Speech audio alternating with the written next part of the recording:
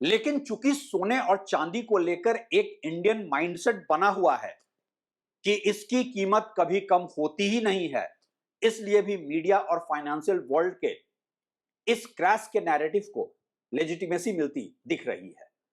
वैसे दूसरी वजह यह भी है कि जब इन दोनों ही प्रेशियस मेटल ने साल भर के अंदर 50% से ऊपर का रिटर्न दिया है, तो एक्सपेक्टेशन शायद कुछ ज्यादा ही बनी हुई थी। अब तो बस प्राइस लगातार ऊपर ही जाएगा।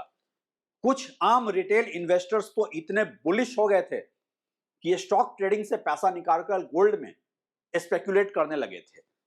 डे टू डे बेसिस पर इंडिया में तो ऐसे भी इन्वेस्टमेंट सेंटिमेंट पर ज्यादा होता है और फंडामेंटल्स पे कम, लेकिन अंतरराष्ट्रीय विश्लेषक उतने ओवर रिएक्ट नहीं ही कर रहे थे गोल्ड और सिल्वर के प्राइस करेक्शन को लेकर।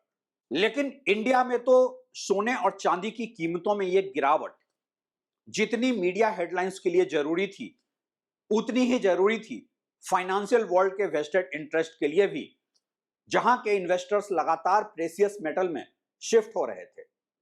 लोग भूल गए थे कि जब कोई मेटल इतना बम्पर रिटर्न देता है तो फिर उसमें प्रॉफिट बुकिंग भी होती है। क्या यही पैटर्न स्टॉक मार्केट की सच्चाई नहीं है? लेकिन नहीं,